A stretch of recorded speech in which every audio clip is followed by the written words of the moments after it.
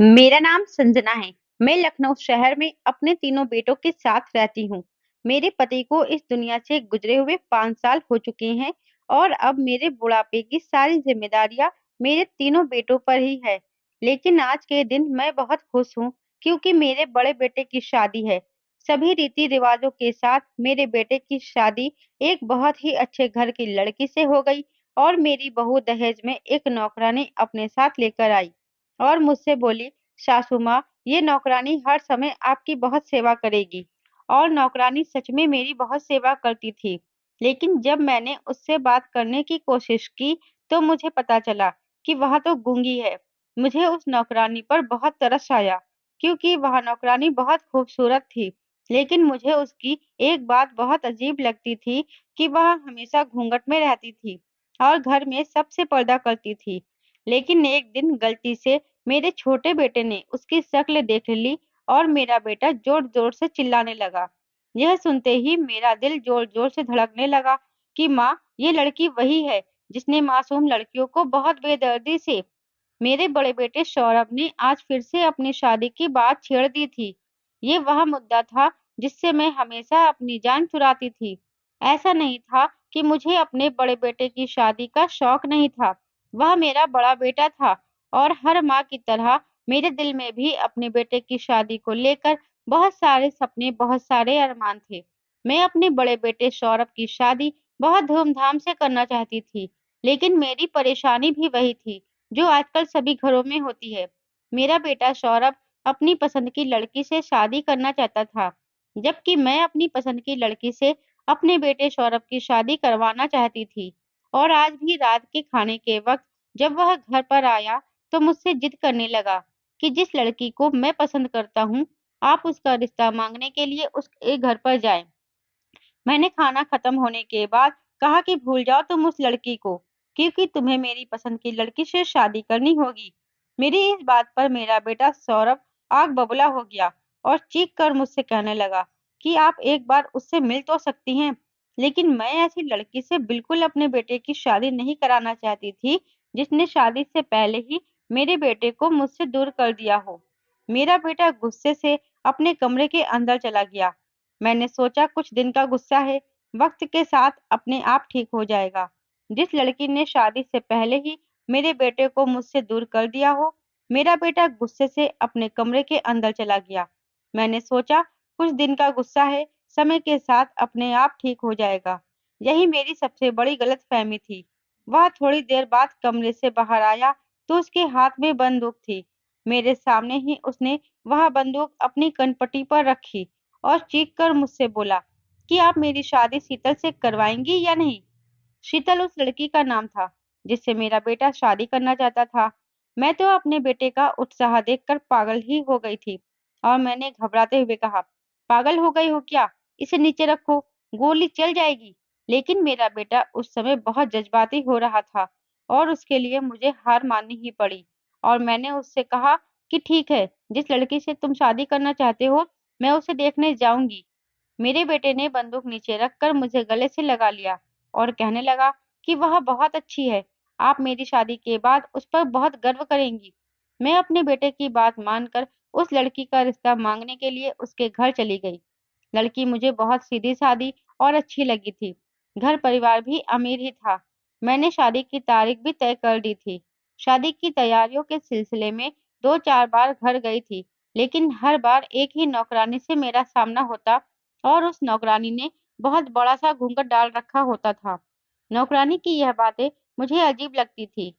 यह मेरी बहू ने मुझे बताया कि यह नौकरानी बहुत अच्छी है और इनके हर छोटे-बड़े काम यही संभालती है और यह बहुत अच्छी लड़की है। मैंने अपने बेटे और बहू से बहुत पूछने की कोशिश की, तुम दोनों पहली बार कहाँ मिले थे?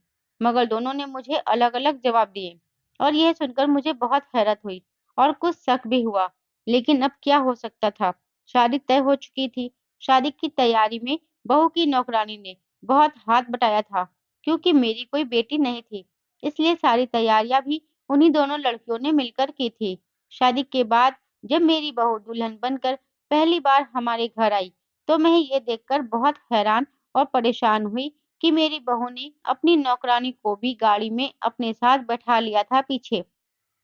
मैं और मेरे दोनों बेटे छोटे बेटे मैं और मेरे दोनों छोटे बेटे हम दूल्हे की कार के पीछे-पीछे थे। मेरा छोटा बेटा मुझसे कहने लगा कि मम्मी, अगर आप बुरा ना माने तो एक बात कहूँ कि भाभी का अपनी नौकरानी के साथ कुछ ज़्यादा ही लगाव नहीं? क्योंकि लोग अपनी नौकरानी को इतना तो सर पर नहीं चढ़ाते, जितना भाभी ने चढ़ाया हुआ है। ये बात तो पहले दिन से मुझे भी परेशान कर रही थी। ये बात भी अजीब ही थी कि वह दहेज में भी उस नौकरानी को अपने साथ लेकर आई थी। लेकिन मैं अपने बेटे की वजह से कुछ बोल नहीं सकती थी, लेकिन उस नौकरानी का मेरी बहू के साथ दहेज में आना मुझे बिल्कुल पसंद नहीं था। उस नौकरानी के लिए मेरी बहू ने शादी के लिए बहुत अच्छे कपड़े लेकर दिए थे। उन कपड़ों को पहनकर वह नौकरानी लग ही नहीं रही थी। मेरे कई रिश्तेदारों ने मुझसे पूछा था कि ये घूंघट किए हुए लड़की कौन है? अब मैं उन्हें यह कैसे बताती कि यह बनी-ठनी लड़की मेरी बहू की नौकरानी है? तो मैंने बात को टालने के लिए उनसे कहा, मुझे क्या पता कि लड़की वालों की तरफ से कोई होगी। मैं अब यह सोच रही थी कि जब मेरे रिश्तेदारों को पता चलेगा कि यह लड़की कोई और नहीं, एक नौकरानी है, तो क्या कहेंगे? मेरे बेटे का तो दिमाग ही खराब हो चुका था, जो वह बिना कुछ सोचे समझे एक घूंघट वाली नौकरानी को अपनी पत्नी के साथ दहेज में ही लेकर आ गया था। जब शादी के बाद हम बारात लेकर घर पहुंचे, तो मेरी बहू ने मुझसे कहा कि सासू माँ, ये नौकरानी तो मैं आपके लिए लेकर आई हूँ। आप जैसा चाहे इससे अपना काम करवा लेना, ये आपकी बहुत सेवा करेगी।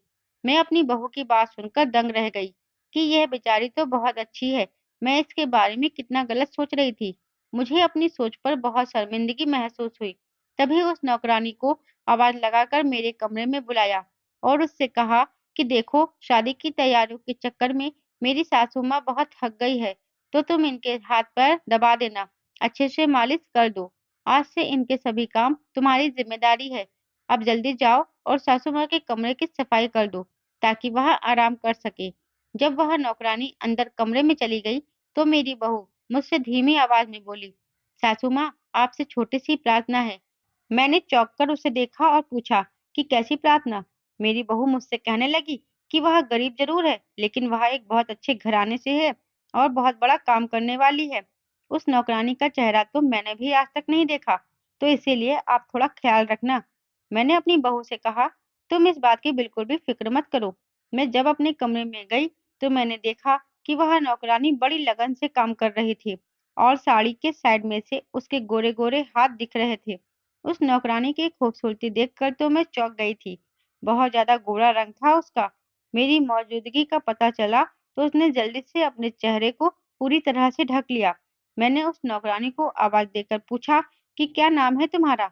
उसने इशारा करके मुझे बताया कि मैं तो गूंगी हूँ। मुझे उस नौकरानी पर बहुत रहम आया कि इसके विचार कितने खूबसूरत हैं और उसने कैसा भाग्य पाया कि एक तो नौकरानी, ऊपर से गूंगी। पर वो नौकरानी बहुत काम की थी, मेरा बहुत ध्यान रखती थी, मेरी बहुत सेवा करती थी। मेरी बहू के काम करने से पहले वो मेरे काम किया करती थी। मैं उससे बहुत खुश रहने लगी थी। लेकिन मेरा छोटा बेटा उसके घूंघट से बहुत ज्यादा चिढ़ता था। कुछ था भी वह बहुत ज्यादा शरारती। जब भी वह नौकरानी उसके सामने से जाती, तो उसका रास्ता रोककर खड़ा हो जाता और उससे कहता कि घूंघट ऊपर करके मुझे अपना चेहरा दिखाओ, तभी मैं तुम्हें जाने दूंगा। वह बेचारी तेज-तेज कदमों से भागकर मेरे कमरे में आती और मेरे पीछे छुप जाती। मैं अपने बेटे को डांटती थी कि क्यों इस बेचारी नौकरानी को बार-बार परेशान करता रहता है। नौकरानी रोज रात को मेरा सर और पाँव दबाती थी और मेरी मालिश करती थी। उस नौकरानी के आने से मुझे बहुत ज़्यादा आसानी हो गई थी, क्योंकि मेरे सारे के सारे काम उस नौकरानी ने ही सँभाल रखे थे। मेरा छोटा बेटा उसे हमेशा यह कहकर चिढ़ाता था कि माँ, ये मुँह तो ऐसे ढके रहती है जैसे कोई चोर हो। इससे अपने सारे ज़ेवर ध्यान से रखा करो और उसके जाने के बाद ठीक से चेक कर लिया करो। वह नौकरानी तो कुछ बोल भी नहीं सकती थी, क्योंकि वह गूंगी थी। बहुत साधारण सी लड़की थी, बस अपने काम से काम रखती थी।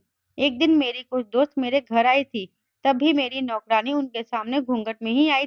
तो उस नौकरानी के जाने के बाद मेरी एक दोस्त ने मुझसे कहा कि तुम्हारी नौकरानी घूंघट करके क्यों काम करती है? तो मैंने उससे कहा कि यह बहुत शरीफ घर से है। इसके घर वालों ने इसे बहुत मजबूरी में घर से बाहर निकाला है, वरना आजकल ऐसी लड़कियां कहाँ देखने को मिलती है। मैंने अपने दोस्तों से वही सब कहा जो मुझे मेरी बहू ने बताया था। इस बात पर मेरी दोस्त हंसने लगी और उसने मुझसे कहा कि कहीं औरतें औरतों से पर्दा करती हैं क्या? हमने बहुत सी औरतों को देखा है, मगर कोई भी औरत या लड़की आज के टाइम में ऐसी नहीं रहती। तुम इस नौकरानी पर नजर रखा करो। ज्यादा नेक बनने वाले लोग ही पीठ पीछे धोखा देते हैं। मेरे दोस्तों की बातों ने मेरे दिल में कहीं न कहीं शक का बीज बो दिया था। पहले तो नहीं, पर अब मुझे उस सीधी-सादी नौकरानी पर शक होने लगा था। मुझे कई ऐसे वाक़या याद आने लगे, जिस पर मुझे उस पर शक करने की वजह मिली थी और उन सब बातों को मैंने अपने मन का वहम मानकर भुला दिया था। कुछ दिन पहले की बात है कि मेरी बहू ने इस नौकरानी को किसी काम से अपने कमरे में बुलाया था कि तभी मुझे याद आया कि मेरे बड़े भाई ने मेरी बहू और मेरे बेटे को रात रात की दावत पर बुलाया है। मैं इस बात को बताने उसके कमरे में गई तो मैं ठिठक कर रह गई थी, क्योंकि मुझे मेरी बहू के कमरे में मेरी बहू की आवाज़ के अलावा भी किसी और औरत की हँस-हँस कर बात करने की आवाज़ आ रही थी। मैं इस बात से बहुत ज़्यादा हैरान और परेशान हुई थी और सोचने लगी कि बहू के कमरे में तो इस नौकरानी के अलावा और कोई नहीं है। मैं अंदर जाकर यह सब देखती कि इससे पहले ही मेरे छोटे बेटे ने मुझे आवाज़ देकर किचन में बुला लिया। मैं जब अपने बेटे की बात सुनकर वापस आई, तो मैंने अपनी बहू से पूछा कि बेटा, तुम्हारे कमरे में किसके बोलने की आवाज़ आ रही थी? तो मेरी बहू ने मुझसे कहा कि अरे सासू माँ, मैं तो टीवी देख रही थी, उसकी आवाज़ आ रही होगी। मैंने अपनी बहू की इस बात पर यकीन कर लिया और सोचा कि वह नौकरानी तो बोल ही नहीं सकती। शायद मुझसे ही कोई गलतफहमी हुई है। उस नौकरानी को हमारे घर आए 1 महीना हो गया, तो आज तक मैंने उसकी आवाज़ नहीं सुनी है। तो वह आज कैसे बोल सकती है? इसके अलावा भी मुझे एक बात और याद आई कि कुछ दिन पहले जब यह नौकरानी घर से बाहर जा रही थी, तो घर के दरवाजे पर पहुंचकर इसने अपना घूंघट नीचे गिरा दिया था, जिसको देखकर मैं दंग रह गई थी कि यह तो घर में इतना घूंघट करके रहती है, अब क्या बाहर बिना घूंघट के ही जा रही है? शाम को जब नौकरानी घर लौटकर वापस आई, तो मैंने उससे पूछा कि तुम कहाँ गई थी? तो उसने मुझसे कहा कि बहू की माँ ने मुझे किसी काम से बुलाया था, मैं उनका ही काम करने गई थी। मैं उसकी बात सुनकर बहुत ज़्यादा परेशान हुई, क्योंकि अभी 15 मिनट पहले ही तो मेरी बहू की माँ से बात हुई है। उन्होंने तो मुझे ऐसा कुछ नहीं बताया कि यह नौकरानी हमारे घर आई है। खैर यह बात इतनी ज़रूरी नहीं थी, इसलिए मैंने इस पर ज़्यादा ध्यान नहीं दिया। जो बात ज़्यादा ज़रूरी थी, मैंने उसको पूछा, क्योंकि वह जो बिना घूंघट के गई थी, उस बात में मेरे दिल में हलचल मचा दी थी। मैंने उस नौकरानी से पूछा कि जब तुम सुबह घर से बाहर निकली थी, तो बिना घूंघट के क्यों गई थी? तुम्हारा चेहरा तो दिख रहा था। इस पर नौकरानी ने ना में सर हिलाया और एक कागज़ पर लिखकर मुझे बताया कि मैंने मास्क लगा रखा था। मुझे तब भी उसकी इस बात पर यकीन नहीं आ रहा था। उसने मेरी इस बात का तसल्ली देने के लिए अपनी पर्स से एक मास्क निकालकर मुझे दिखाया। उसने मेरी इस बात पर तसल्ली करने के लिए अपने पर्स से मास्क निकालकर मुझे दिखाया, तो तब जाकर मुझे उसकी इस बात पर यकीन हुआ। मैंने सोचा कि यह नौकरानी तो बहुत सीधी-सादी है, मैं फालतू में ही इस पर शक कर रही हूँ। लेकिन अब मेरी दोस्तों की बातों ने मेरे दिमाग में फिर से शक पैदा कर दिया था। मैंने शाम को इस नौकरानी को अपने कमरे में बुलाया कि तुम मेरे बेटों से घूंघट करती हो। ये बात तो मेरी समझ में आती है, क्योंकि वह तुम्हारे लिए गैर मर्द हैं। लेकिन औरतों से पर्दा करना मेरी समझ से बाहर है। तुम मुझे तो अपना चेहरा दिखा सकती हो। मेरी इस बात को सुनकर नौकरानी बहुत ज्यादा घबरा गई और नाव में सर हिलाने लगी और उसने कहा कि मैं अपना चेहरा नहीं दिखा सकती। मैंने भी सोच लिया था कि आज किसी भी हाल में इस नौकरानी का चेहरा देखकर ही रहूंगी। जैसे ही मैं उस नौकरानी का घूंघट उठाने के लिए आगे बढ़ी, तो वह नौकरानी तेज-तेज कदमों से भागने लगी और भागते समय मेरे बेटे और बहू से टकरा गई। बेटे ने मुझसे पूछा कि क्या हुआ माँ, आप इस नौकरानी के पीछे क्यों भाग रही हो? मैंने कहा कि कुछ नहीं हुआ बेटा, मैं तो बस इस नौकरानी से इसका चेहरा दिखाने को कह रही थी। मेरी बात सुनकर मेरी बहू ने मुझसे कहा कि क्यों सासू माँ, मैंने आपसे मना किया था ना कि आप इस नौकरानी का चेहरा देखने की जिद नहीं करेंगी, फिर आप ऐसा क्यों कर रही हैं?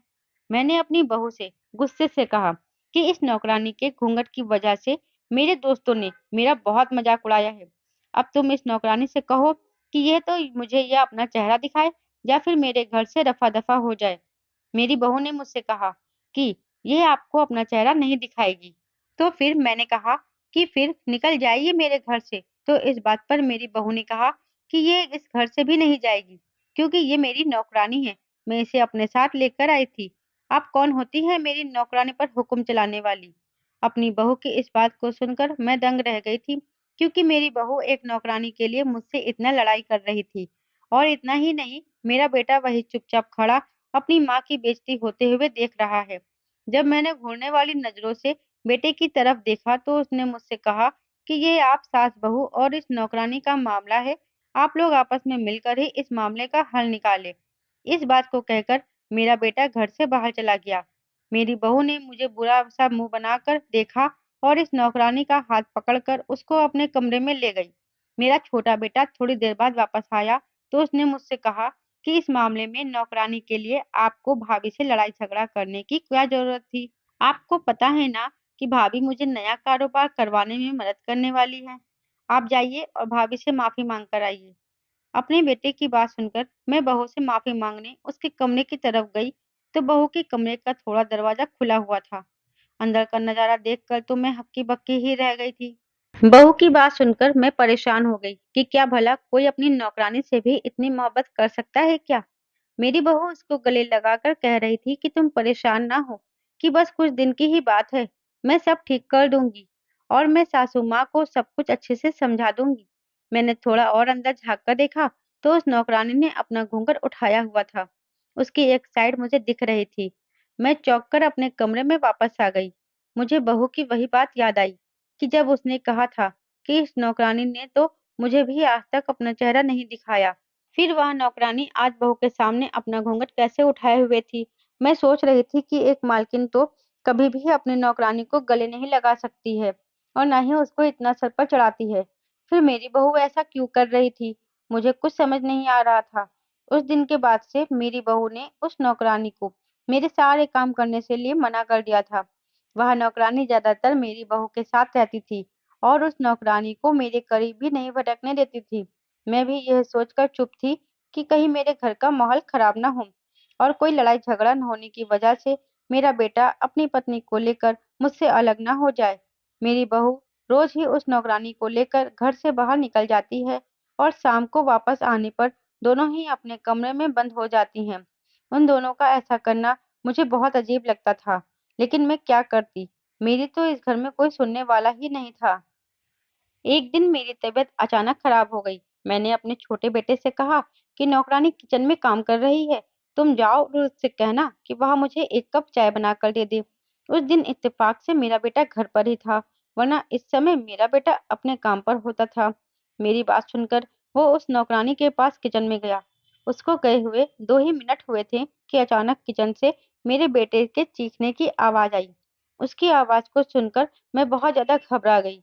तेजी से बिस्तर से उठी और भागती हुई किचन में गई थी। जब मैं किचन में पहुंची तो मैंने वहां जो नजारा देखा उसको देखकर मैं परेशान हो गई। मेरे बेटे ने उस नौकरानी का बाजू पकड़ रखा था और दूसरे हाथ से वह नौकरानी अपना चेहरा छुपाने की कोशिश कर रही थी। मैंने अपने बेटे से कहा, "ये सब क्या हो रहा है? तुमने इस नौकरानी का बाजू क्यों पकड़ रखा है?" तो मेरा बेटा कहने लगा, "इसलिए पकड़ा है ताकि यह भाग ना जाए। मैं किचन में आया था आपके लिए चाय को कहने, तो मैंने देखा कि अपने घूंघट से ये अपना चेहरा साफ कर रही है। तो गलती से मेरी नजर उसके चेहरे पर पड़ गई और मैंने इसका चेहरा देख लिया है।" तो मैंने हैरानी से पूछा कि फिर क्या हुआ? इतने में ही मेरा बड़ा बेटा और बहू अपने कमरे से निकलकर किचन में आ गए। मेरी बहू आग बबूला होकर कहने लगी कि आप दोनों माँ बेटे मेरी नौकरानी के साथ कैसा सलूक कर रहे हैं। मेरा बेटा कहने लगा कि मैंने आपकी नौकरानी की शक्लें देख ली है और मैं अभी सबको इसकी शक्ल दिखाता हूँ। और इतना कहकर उसने जबरदस्ती उस नौकरानी का घूंघट खींच दिया। जब मैंने उस नौकरानी का चेहरा देखा तो मुझे ध्यान आया कि मैंने इसे पहले भी कहीं देखा है। जरा ध्यान से देखा तो मेरे मुंह से चीख ही निकल गई। मुझे याद आया कि ये तो वही है जो मासूम लड़कियों की कातिल है, जो आजकल हर न्यूज़ चैनल पर नजर आ रही है। मेरे दिमाग में पूरी की पूरी कहानी चलने लगी। न्यूज़ रिपोर्टर ने बताया था कि इस लड़की ने अपनी 3 मासूम दोस्तों का कत्ल बड़ी ही बेरहमी के साथ कर दिया है। पुलिस ने इसको पकड़ भी लिया था। पुलिस ने बताया था कि वह लड़की एक दिमागी बीमारी से पीड़ित है और इस बीमारी के चलते इसने जलन और दुश्मनी में अपने 3 मासूम दोस्तों को मार डाला। बाद में पता चला कि यह कातिलाना लड़की पुलिस की गिरफ्तार से फरार हो गई है। मैं क्या पूरे देश को इस कातिल लड़की के बारे में पता था। इस देश के बच्चे भी जानते थे कि यह लड़की कौन है। इसकी शक्ल इतनी बार न्यूज़ चैनल पर दिखाई गई है कि अब तो इसको कोई भी पहचान सकता था। मेरे छोटे बेटे ने उस नौकरानी को पहचान लिया था। मैं तो डर ही गई कि इतनी खतरनाक लड़की हमारे घर में रह रही है। मैंने अपने बड़े बेटे को कहा, जल्दी से पुलिस को फोन करो। मैंने अपनी बहू के चेहरे को देखा, उसके तो चेहरे पर हवाएं उड़ रही थी। मैंने बेटे से कहा, मेरी शक्ल को क्या देख रहे हो? जल्दी से पुलिस को फोन करो। मेरी इस बात को सुनकर मेरी बहू मेरे पैरों में गिर गई और कहने लगी, सासू माँ ऐसा नहीं कीजिए, प्लीज पुलिस को मत बुलाइए। ये लड़की कोई और नहीं, मेरी बहन है, मेरी सगी बहन। तभी मेरे बेटे ने कहा, माँ मैं इस बात को पहले से जानता हूँ। इस बात को सुनकर मेरा तो दिमाग चकरा गया कि इन दोनों ने मिलकर ही एक कातिल लड़की को मेरे घर पर रखा है। छोटे बेटे ने जैसे ही फोन की तरफ हाथ बढ़ाया, तो मेरे बड़े बेटे ने उसे रोक लिया और कहा कि माँ मेरी पूरी बात सुनो। इतने में ही मेरी बहू की बहन बोलने लगी कि आप मेरी बात तो सुन लीजिए, फिर आपको जो ठीक लगे आप वह करना। हम 4 दोस्तों का ग्रुप था। हम सब आपस में बहुत प्यार से रहते थे और सब काम मिलजुल कर ही करते थे। मेरी दोस्त रिया को एक लड़का बहुत पसंद करता था और उसके पीछे हाथ पैर धोकर पड़ा हुआ था। मेरी दोस्त रिया को वह लड़का बिल्कुल भी पसंद नहीं था। वह उसे बिल्कुल भी अच्छा नहीं लगता था।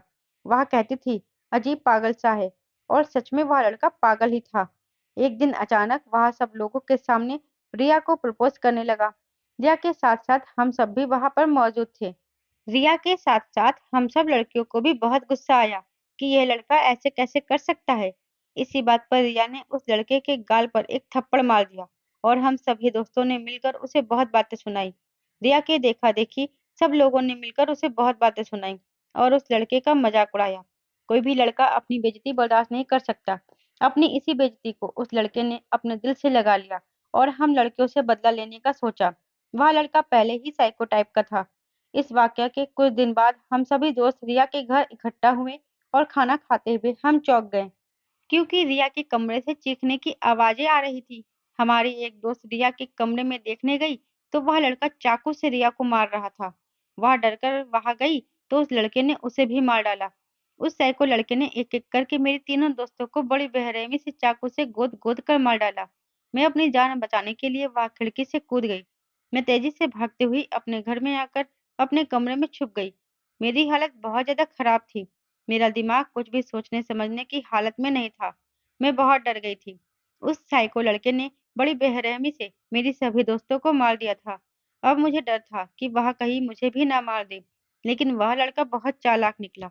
उसने मेरे सारे दोस्तों के कत्ल का इल्जाम मेरे ऊपर डाल दिया और इसी हत्या के आरोप में पुलिस ने मुझे पकड़ लिया। मैंने सबको सच्चाई बताई, लेकिन मेरी बात पर किसी ने भी यकीन नहीं किया। मेरी बहन ने अपने पति के साथ मुझे जेल से बाहर निकाला और मेरी बड़ी बहन मुझे अपनी नौकरानी बनाकर अपने साथ अपने ससुराल में ले आई। मैंने कुछ नहीं किया। मैं बेकसूर हूँ। पुलिस वाले मुझे हर जगह ढूंढ रहे थे और मीडिया ने भी मुझे हर जगह वायरल कर दिया था। इसलिए मुझे अपना चेहरा छुपाना पड़ा। मेरी दीदी मुझे अपने साथ पुलिस की गिरफ्त से बचाने के लिए लेकर आई थी। मेरी बहू रोते हुए कहने लगी, इसका कोई कसूर नहीं है। मेरी बहन बेकसूर है। मैं और मेरे पति इतने दिनों से इसकी बेगुनाही का सबूत ढूंढ रहे हैं और हमने उस लड़की के पीछे अपने जासूस भी लगा रखे हैं। उस लड़के के खिलाफ बहुत से सबूत जमा कर भी लिए हैं। हम 1-2 दिनों में ही ये सारे सबूत मीडिया और न्यूज़ रिपोर्टर को देने वाले हैं, जिससे मेरी बहन की बेगुनाही साबित हो सके। सारी सच्चाई सुनकर मैं दंग रह गई। मुझे यकीन नहीं आ रहा था। फिर मेरे बेटे और बहू ने मुझे वह सारे सबूत दिखाए जो उन्होंने पिछले कुछ महीने में जमा किए थे और यह सब सच था। अब बेचारी बेकसूर लड़की किस्मत के हाथों मजबूर होकर एक नौकरानी बनकर रह रही थी, जबकि उसकी कोई गलती नहीं थी। मेरी बहू ने वह जो सारे सबूत इकट्ठा किए थे, वह न्यूज़ में दे दिए और वह लड़की जो बिना कुछ किए खून के इल्जाम में फंसकर जिल्लत भरी जिंदगी जी रही थी, सब लोग उससे हमदर्दी करने लगे। जो पहले उस लड़की को कातिल कह रहे थे और उसकी बेइज्जती कर रहे थे, अब यह सब उसे इज्जत देने लगे थे और उस साइको लड़के को पुलिस ने गिरफ्तार कर लिया था। मुझे उस प्यारी सी लड़की पर बहुत रहम आ रहा था, इसलिए मैंने अपने छोटे बेटे की उससे शादी कर दी और उसे अपने घर की दूसरी बहू बनाकर ले आई। दोस्तों, आपको मेरी कहानी कैसी लगी मुझे कमेंट बॉक्स में ज़रूर बताइए। कहानी पसंद आई है तो कहानी को लाइक और शेयर कीजिए। चैनल पर पहली बार आए हैं तो चैनल को सब्सक्राइब ज़रूर कर लीजिए। साथ ही बेल आइकन को प्रेस करिए जिससे वीडियो की अगली अपडेट आपको सबसे पहले मिले।